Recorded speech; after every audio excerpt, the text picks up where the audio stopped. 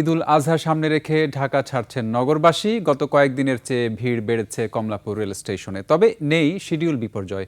অন্যদিকে বাস কাউন্টারেও নেই যাত্রীর চাপ। সড়কে চাঁদাবাজি বন্ধ ও যানজট কম থাকায় স্বাচ্ছন্দ্যে যাওয়ার কথা জানিয়েছেন যাত্রী ও পরিবহন চালকরা। কমলাপুর রেল স্টেশন ও মহাখালী বাস কাউন্টার ঘুরে রিপোর্ট করেছেন শফিকুল ইসলাম।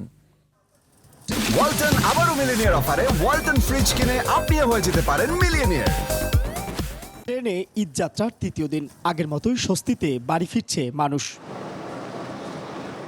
শতভাগ অনলাইনে টিকিট কাটা ঘরমুখো মানুষ ভোর থেকেই আসতে থাকেন কমলাপুর রেল স্টেশনে। এখনো তো ঈদ 5 দিন বাকি, তো এখনই মনে করেন যে অনেক লাইন ধরে টিকিট কাটতে হচ্ছে। দেশের বাড়ি তো যেতেই হবে, সামনে ঈদ না। দাদা বাড়ির ওইখানে ঈদ করতে অনেক মজা লাগে, প্রতিবার সেখানে ঈদ করি। এলাকায় টিকিট কাটছে, যেটা আমার কাছ থেকে রাখছে 250 টাকা, 160 টাকা টিকিট আমার কাছে 250 টাকা রাখছে। নির্বিঘ্ন যাত্রা নিশ্চিত করতে কাজ করছে রেলওয়ে কর্তৃপক্ষ। বসানো হয়েছে হেল্প ডেস্ক, টহল দিচ্ছে আইন শৃঙ্খলা বাহিনী। আজকে 18টা ট্রেন ঢাকা স্টেশন থেকে ছেড়ে যায়।